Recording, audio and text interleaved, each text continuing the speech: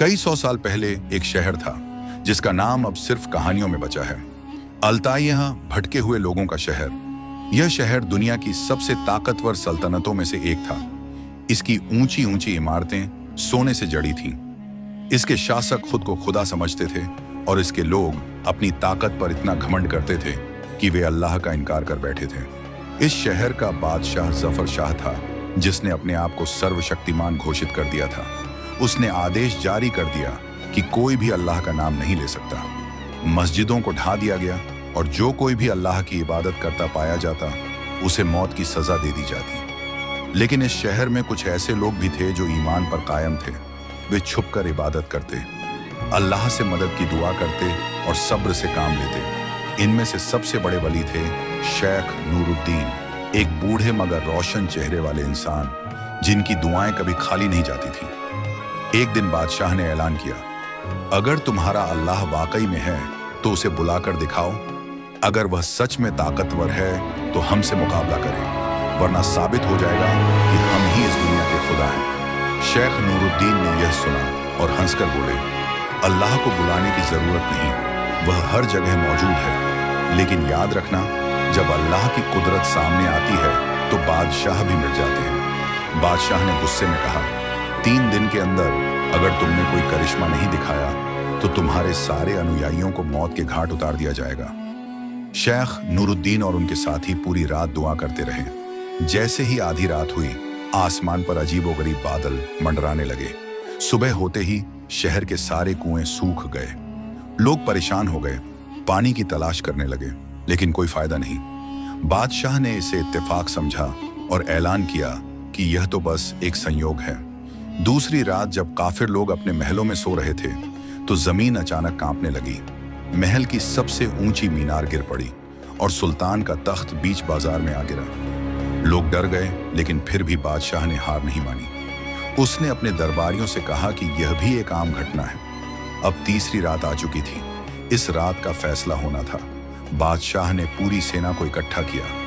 हथियारबंद सैनिकों के साथ शेख नूरुद्दीन और उनके अनुयायियों को कत्ल करने का फरमान सुना दिया। लेकिन जैसे ही सैनिक उनकी ओर बढ़े, आसमान पर काले बादल छा गए। अंधेरा इतना गहरा हो गया कि कुछ भी दिखाई देना बंद हो गया। फिर बिजली की एक तेज चमक हुई और जोरदार गर्जना के साथ बारिश शुरू हो गई। बारिश इतनी तेज थी कि पूरा शहर जलमग्न हो गया। वह महल जिसमें बादशाह खुद को खुदा समझता था, पानी में बह गया। जब सुबह हुई तो न बादशाह था, न उसके सैनिक, और न ही वह शहर जहां कभी अल्ताइया नाम का शहर था। वहां अब सिर्फ एक झील थी जिसकी गहराइयों में वो घमंडी सल्तनत हमेशा के लिए दफन हो गई थी। शेख नूरुद्दीन और उनके अनुयायी बच गए। उन्होंने अल्लाह का शुक्र अदा किया और अपने सफर पर आगे बढ़ गए। आज भी कहते हैं कि अगर कोई उस झील के किनारे खड़ा होकर अल्लाह का नाम ले तो पानी में हलचल होती है, जैसे वो दबी हुई सल्तनत अब भी रो रही हो। शेख नूरुद्दीन और उनके अनुयायी अल्लाह का शुक्र अदा कर आगे बढ़ गए। मगर इस तबाही के बाद भी कुछ लोग ऐसे थे जो इस घटना को मानने से इनकार कर रहे थे। कुछ बचे हुए दरबारी और सुल्तान के वफादार सैनिक ये मानने को तैयार नहीं थे कि यह अल्लाह की कुदरत थी। वे इसे एक प्राकृतिक आपदा मान रहे थे और अपने अंदर बदले की आग को जला रहे थे। उन्होंने फैसला किया कि वे शेख नूरुद्दीन को खत्म करके इस ह्यूमिलिएशन यानी बेइज्जती का बदला लेंगे। वे एक नए बादशाह को चुनने के लिए गुप्त रूप से इकट्ठा हुए। इस बैठक में एक नाम उभरा, शनौन शामूर। वह जफर शाह का सबसे वफादार सेनापति था और उसकी नजरें हमेशा तख्त पर रही थीं। लेकिन जब तक जफर शाह जिंदा था तब तक वह कुछ नहीं कर सकता था। अब जब पूरा शहर तबाह हो चुका था और जफर शाह अपने घमंड समेत उस झील में दफन हो चुका था, तो शामूर निन्यान ने खुद को इस बचे हुए गुट का नया शासक घोषित कर दिया। उसने ऐलान किया कि जब तक शेख नूरुद्दीन और उनके अनुयायी जिंदा हैं तब तक वे चैन से नहीं बैठ सकते। उसने अपने साथियों को एकजुट किया और कहा, हम अपने देवताओं के आगे बलि देंगे और उनसे मदद मांगेंगे ताकि हम इस मुसीबत से बाहर निकल सकें और अपने धर्म को फिर से स्थापित कर सकें। वे एक गुप्त स्थान पर एकत्र हुए जहां उन्होंने अपने देवताओं को प्रसन्न करने के लिए बलि दी और उनसे शक्ति मांगी। तभी अचानक चारों ओर एक रहस्यमयी रोशनी फैली और एक रहस्यमयी आवाज गूंजी, जिसने कहा कि यदि तुम शेख नूरुद्दीन और उनके अनुयायियों को खत्म कर दोगे तो तुम्हें असीम शक्ति प्राप्त होगी। शामूर और उसके साथी इस रहस्यमयी आवाज को सुनकर उत्साहित हो गए। उन्हें लगा कि उनके देवता उनसे खुश हो गए हैं और अब वे अपराजेय हो चुके हैं। इसके बाद उन्होंने शेख नूरुद्दीन और उनके अनुयायियों को ढूंढने के लिए अपनी पूरी ताकत झोंक दी। कई दिनों तक वे उनकी तलाश में जंगलों और वीरान इलाकों में भटकते रहे, लेकिन वे कहीं नजर नहीं आए। तब शामूर ने एक चाल चली। उसने शहर के उन बचे हुए लोगों में यह अफवाह फैला दी कि जो कोई भी शेख नूरुद्दीन का ठिकाना बताएगा उसे इनाम मिलेगा। जल्द ही एक व्यक्ति लालच में आ गया और उसने उन्हें शेख नूरुद्दीन के छिपने की जगह बता दी।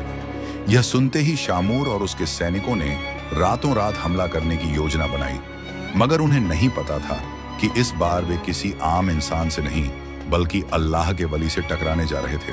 शामूर और उसके सैनिकों ने आधी रात को हमला करने का फैसला किया। वे भारी हथियारों और मशालों के साथ शेख नूरुद्दीन के ठिकाने की ओर बढ़े।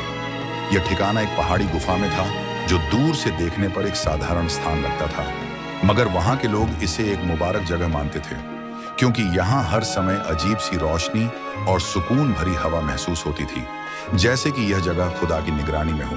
शामूर को यकीन था कि इस बार कोई चमत्कार नहीं होगा, क्योंकि उसने अपनी सेना को पहले से तैयार कर रखा था। जैसे ही वे गुफा के करीब पहुंचे, उन्होंने अपने सैनिकों को चारों तरफ फैलने का इशारा किया ताकि शेख नूरुद्दीन और उनके अनुयायी भाग न सकें। फिर शामूर ने जोर से आवाज लगाई, ऐ नूरुद्दीन, आज तुम्हारी इबादत तुम्हें नहीं बचा सकती। अगर तुम्हारा खुदा वाकई में ताकतवर है तो उसे बुलाओ और हमें रोक कर दिखाओ। गुफा के अंदर शेख नूरुद्दीन और उनके अनुयायी इबादत में मशगूल थे, मगर जैसे ही उन्होंने बाहर का शोर सुना, वे समझ गए कि उन पर हमला होने वाला है। उनके कुछ युवा अनुयायी डर गए, मगर शेख नूरुद्दीन ने मुस्कुराकर कहा, अल्लाह को बुलाने की जरूरत नहीं, वह पहले से यहां मौजूद है। फिर उन्होंने अपने अनुयायियों से कहा कि वे किसी से न डरे, बल्कि दुआ करें कि अल्लाह अपने तरीके से हक और बातिल का फैसला कर दे। शामूर और उसके सैनिक अब और इंतजार नहीं करना चाहते थे। उन्होंने मशालें जलाकर गुफा के अंदर फेंकनी शुरू कर दी ताकि वहां आग लग जाए, मगर जैसे ही पहली मशाल गुफा के दरवाजे के करीब पहुंची, एक तेज हवा का झोंका आया और मशाल बुझ गई। फिर दूसरी मशाल फेंकी गई, मगर उसका भी वही हाल हुआ। अब शामूर को गुस्सा आ गया। उसने अपनी तलवार निकाली और खुद अंदर जाने के लिए बढ़ा, मगर जैसे ही उसने पहला कदम आगे बढ़ाया, जमीन अचानक जोर से हिलने लगी। ऐसा लगा जैसे कोई बड़ी ताकत अंदर से बाहर आने वाली हो। सैनिक घबरा गए, मगर शामूर ने उन्हें डांटते हुए आगे बढ़ने का हुक्म दिया। मगर तभी आसमान से काले बादल छा गए और एक तेज बिजली गिरी, जो ठीक उन सैनिकों के पास गिरी जिन्होंने मशालें फेंकी थीं। वे जलकर वहीं राख हो गए। ये देखकर बाकी सैनिकों में भगदड़ मच गई। वे डर गए और इधर उधर भागने लगे, मगर शामूर अभी भी अपने घमंड में था। उसने चिल्लाकर कहा, यह सब संयोग है। अगर सच में कोई खुदा होता तो वह खुद मेरे सामने आता और मुझसे मुकाबला करता। शेख नूरुद्दीन ने यह सुना और गहरी सांस लेकर बोले, शामूर, तेरा घमंड तुझे तबाह कर देगा। अल्लाह के अजाब से पहले तौबा कर ले। मगर शामूर ने उनकी बात पर हंसी उड़ाई और तलवार लहराते हुए गुफा की तरफ दौड़ा। मगर जैसे ही उसने गुफा के अंदर कदम रखा, उसकी आंखें खुली की खुली रह गईं। अंदर का नजारा ऐसा था जो उसने कभी नहीं सोचा था। गुफा के अंदर एक अजीब सा नूर था, जिसकी चमक इतनी तेज थी कि शामूर अपनी आंखें पूरी खोल भी नहीं पा रहा था। वहां कोई चिराग नहीं जल रहा था, मगर हर तरफ उजाला फैला हुआ था। ऐसा लग रहा था जैसे दीवारों से रोशनी निकल रही हो।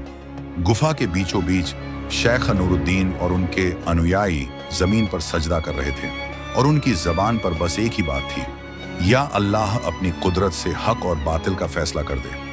शामूर की आंखों में एक पल के लिए डर झलकने लगा, मगर उसने खुद को संभालते हुए जोर से चिल्लाकर कहा, नूरुद्दीन, तेरा खेल अब खत्म हो चुका है। मैं तुझे और तेरे साथियों को खत्म करके रहूंगा। जैसे ही उसने अपनी तलवार उठाई, गुफा में एक तेज हवा का झोंका उठा और शामूर की तलवार उसके हाथ से छूटकर दूर जा गिरी। वह हैरान रह गया। उसने फिर से तलवार उठाने की कोशिश की, मगर इस बार उसकी उंगलियां सुन्न हो गईं, जैसे उनमें कोई ताकत ही न बची हो। अब उसके अंदर हलचल होने लगी, मगर उसका घमंड अब भी बाकी था। उसने क्रोध में शेख नूरुद्दीन की ओर देखा और चिल्लाया, अगर तेरा अल्लाह सच में इतना ताकतवर है तो तो वह मुझे अभी यहीं खत्म क्यों नहीं कर देता? क्या वह मुझसे डरता है? शेख नूरुद्दीन ने सिर उठाया। उनकी आंखों में अजीब सी चमक थी। उन्होंने धीरे से कहा, अल्लाह अपने बंदों को ढील देता है ताकि वे तौबा कर सकें, मगर जब उसकी पकड़ आती है तो कोई नहीं बच सकता। शामूर हंसा और बोला, फिर तो मैं देखूंगा कि तुम्हारा अल्लाह क्या कर सकता है। मगर जैसे ही उसने यह कहा, गुफा की जमीन कांप उठी और अचानक गुफा की दीवारों से अजीब सी आवाजें आने लगीं। ऐसा लग रहा था जैसे वहां हजारों लोगों की चीखें गूंज रही हों। शामूर और उसके बचे हुए सैनिकों ने चारों तरफ देखा, मगर वहां कोई नहीं था। आवाजें और तेज होने लगीं। अब यह चीखें नहीं थीं, बल्कि किसी के पढ़ने की आवाज थी। यह कुरान की आयतें थीं जो हवा में गूंज रही थीं। शामूर के सैनिकों के चेहरे पीले पड़ गए। उन्होंने अपने कान बंद करने की कोशिश की, मगर वे आवाजें उनके दिलों में गूंज रही थीं। कुछ सैनिकों ने घबराकर भागने की कोशिश की, मगर उनके पैर जड़ हो चुके थे। तभी अचानक गुफा की छत से मिट्टी गिरने लगी और ऐसा लगने लगा जैसे पूरी गुफा ढाने वाली हो। शेख नूरुद्दीन और उनके अनुयायी अपने सजदे से उठे और एक साथ बाहर की ओर चलने लगे, मगर शामूर अभी भी जड़वत खड़ा था। उसकी आंखें अब भय से फटी हुई थीं। उसने कांपती आवाज में कहा, यह क्या हो रहा है?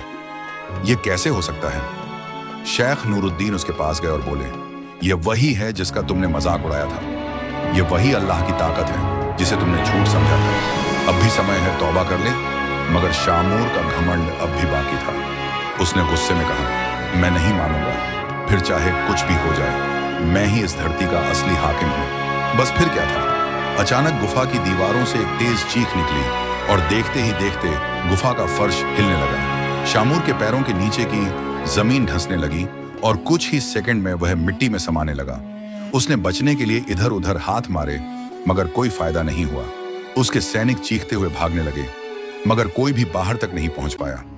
कुछ ही देर में पूरा गुफा धूल और पत्थरों में दब गया और वहां सिर्फ शेख नूरुद्दीन और उनके अनुयायियों की आवाजें बची जो अल्लाह का शुक्र अदा कर रहे थे।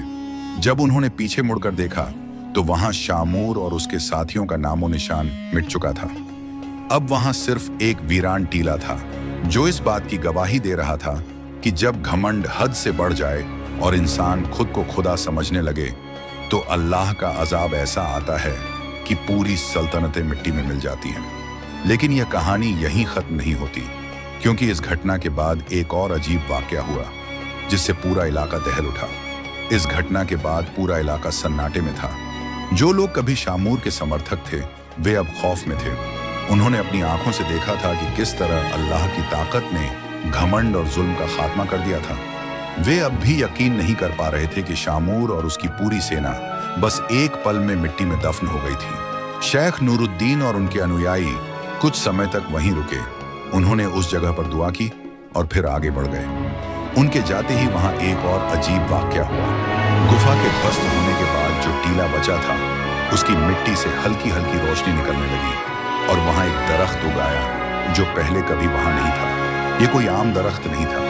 इसकी पत्तियां सुनहरी थीं और इसकी जड़ों से पानी बह रहा था। लोगों ने जब यह देखा तो वे घबरा गए, मगर धीरे धीरे समझ गए कि यह अल्लाह की निशानी है। इस जगह को अब कोई छूने की हिम्मत नहीं करता था, बल्कि दूर दूर से लोग यहाँ दुआ करने आने लगे और ये जगह बरकत वाली मानी जाने लगी। कुछ वर्षों बाद यह जगह एक इबादत गाह में बदल गई और यहाँ हर वक्त कुरान की तिलावत गूंजती रहती। मगर इस पूरी घटना के बाद एक चीज हमेशा लोगों को याद रही कि जब भी कोई इंसान हद से ज्यादा घमंड कर ले और खुद को खुदा से बड़ा समझने लगे तो उसका अंजाम वही होता है जो शामूर और उसके सैनिकों का हुआ था। उनकी कोई कब्र नहीं बनी, कोई नामो निशान बाकी नहीं रहा। बस उनकी कहानी रह गई जो आने वाली नस्लों के लिए एक सबक बन गई। अल्लाह का अजाब जब आता है तो तख्त और ताज सब मिट जाते हैं और सिर्फ वही बचता है जो सच्चाई और इंसाफ के रास्ते पर चलता है।